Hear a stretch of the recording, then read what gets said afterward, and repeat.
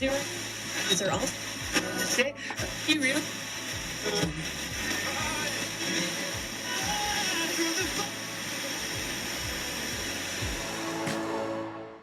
Yeah, little sweet jean dancing next to me.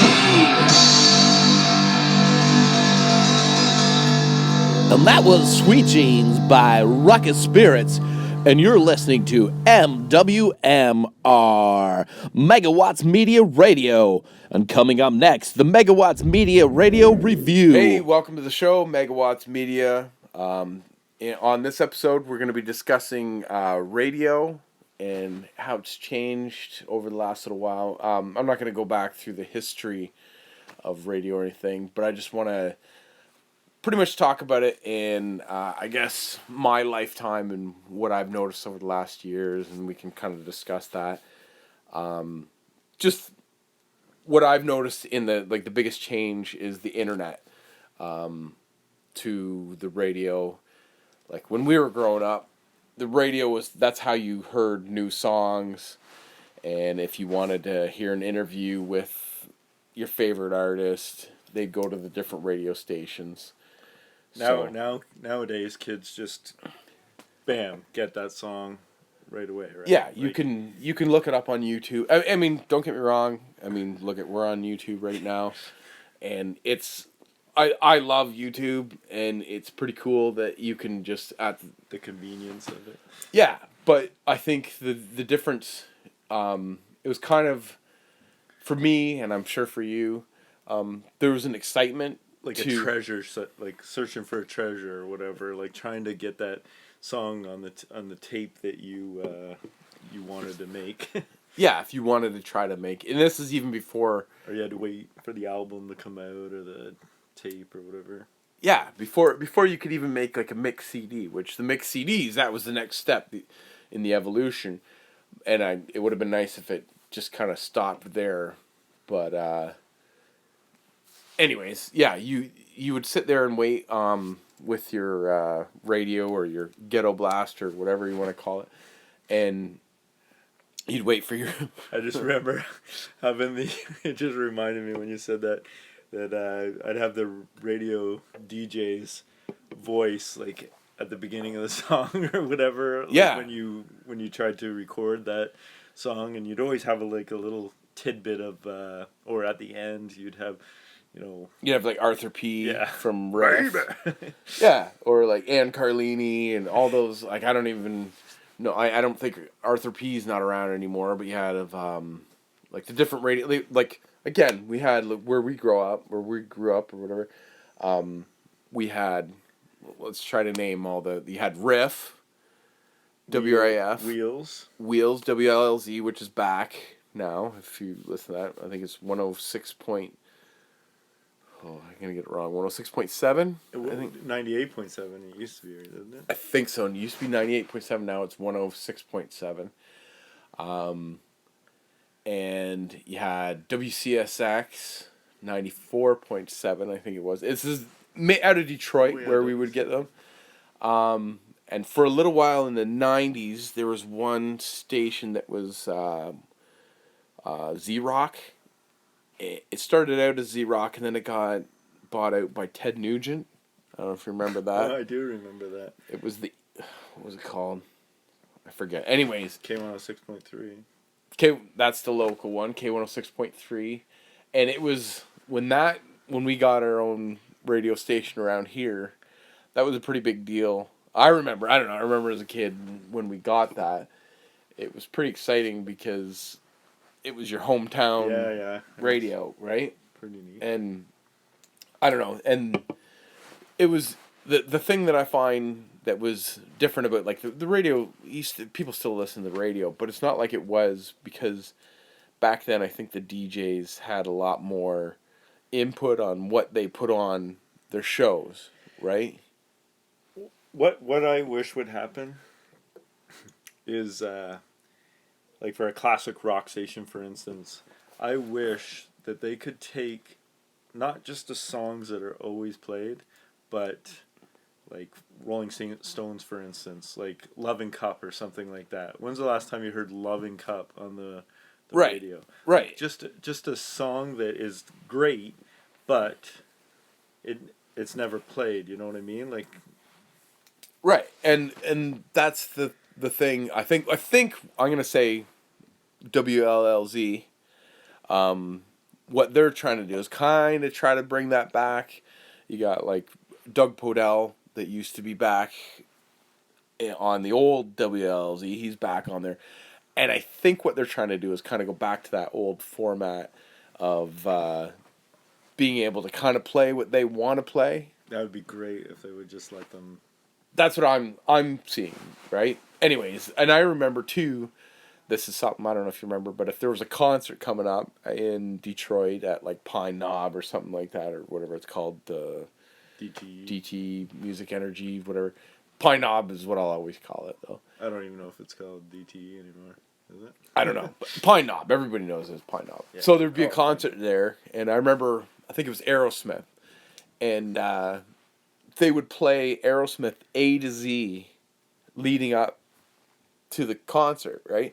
And they'd play anything that was recorded by Aerosmith, and I think that was on Riff that they did that, I think, and they would even play if I think there was like about 3 different versions of Dude Looks Like a Lady, and they would play all 3 versions in a row, just because they had to do the whole catalog of Aerosmith, which is unheard of. They would never do that now. Right? Like, I don't think, but to me, that was unbelievable, because as you're getting ready, you're getting excited for the concert, and it's getting you pumped up. Even though you're going to hear those songs again, you're like, oh yeah, this song, right? So, I don't know. I just found, like, now, they don't seem to have that. Like, I remember in Drew and Mike in the morning shows they had, so you had Drew and Mike in the morning, was it Casey Calvert or whatever on, I think was that WCSX? Yeah. And I think in even our local one, the K106.3. Ken Calvert, is that what it was? Yeah. And then Burge and Woody on the local one. But they all kind of had their own little rapport. To me, I liked Drew and Mike, and rest in peace, Mike. I think it was about a year ago that Mike passed away. But to me, that was the definitive morning show. And I think Drew still has like a podcast, and they play it on WLZ on the weekend. But that was good, because like everybody wants to listen to music, but I found that they would do pretty good. Like their skits they would do, or their prank phone calls, were hilarious. Yeah. Right? Like, I don't know if you remember that stuff. Oh, I remember. They were really funny. They were great. But I don't think you get that anymore. Like, I think it's all. Well, what about the new guys?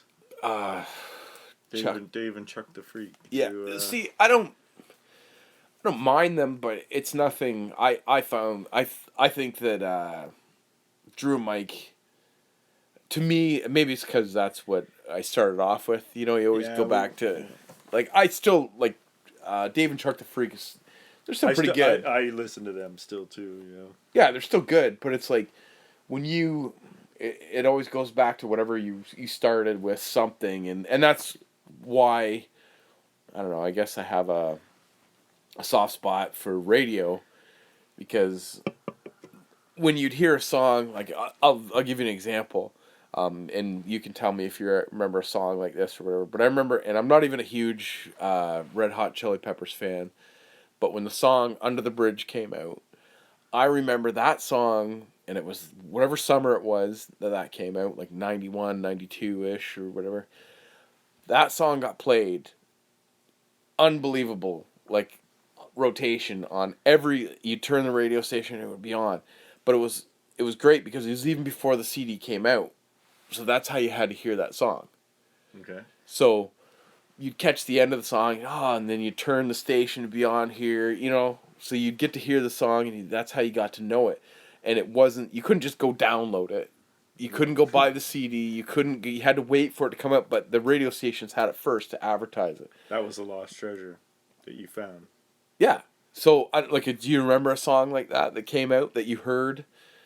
That anything like that, or any other radio, something that was. I just remember I had my favorite tape was that I taped off the radio was all Van Halen, which we did a thing on Van Halen a while ago. But Was it the High Noon? yeah, Yeah, the riff. yeah, it was riff, and you. I think I you stole my tape. You I think I probably still have the tape. it. Yeah, if I find it, I'll. Yeah, and play it some was, of it. but that's the one that I remember because it has the DJ saying whatever. It was High Noon, yeah. Remember It was- High Noon? I think it And was- they did like 8 songs or something like that. Yeah, they would play. They'd play like whatever, and it wasn't even the greatest hits, or whatever. It would be whatever the DJ thought was like. You know what? I'm gonna play. I can't even think of it. Like I'll Wait. I think it was one of them. It was Yeah. Hot for Tea. Like it was I don't know. I listened to that tape a ton of times. Dancing in the Streets. I think was one of the songs. Anyways, but they would make their own kind of mix, and I remember you hit record right at the perfect time, because it said this is High Noon, and it sounded like it was like a manufactured. It fit with it was perfect. Just like, it was great. Now I gotta find that tape. Thanks. Yeah, we got to give that as an example now. But that's why I think that's a huge difference between the radio. Now the radio, like you said, you only hear and not there's anything wrong with it, but you only hear like certain songs by certain bands. You know, like for Aerosmith, you're only gonna hear like "Walk This Way" or. Well, it kind of equates to going to a movie store like Blockbuster and going to get movies, nowadays you got a movie, boom, you just have it. You know what I mean? It's just there. Yeah. For the kids, it was a lost treasure that you were looking for. Oh, Blockbuster doesn't have it. Oh, I go check out National Video. Go check out Rhino Video or Jumbo Video or whatever. Got to get that video. Yeah, and that's like the radio stations. You turn the radio station around, and it wasn't like you would turn it because it was a commercial. You turn it you go, oh, I wonder if they're gonna play that new song by like the Red Hot Chili Peppers, the Under the Bridge, or that's you're right. It's a lost treasure, and it was something that it made you I guess anticipated it or whatever. What year did that song come out? Video killed the radio star. But, that was 84. We're gonna have to fact check that. I think it was 84. 84. Because that was the first video played on MTV. Oh yes, it was. So I don't know. So I guess Napster killed the radio. The video star. I don't know what. I mean, and that's another. We'll have another episode. Somebody can have a new song. Yeah. Internet killed. But that'll be a whole nother episode. But I don't know. Put in the comments. Let us know what you think. What's your favorite radio station? I guess, and your favorite morning show, maybe, or your favorite memory of the radio. But yeah. So don't forget to like and subscribe. And Out.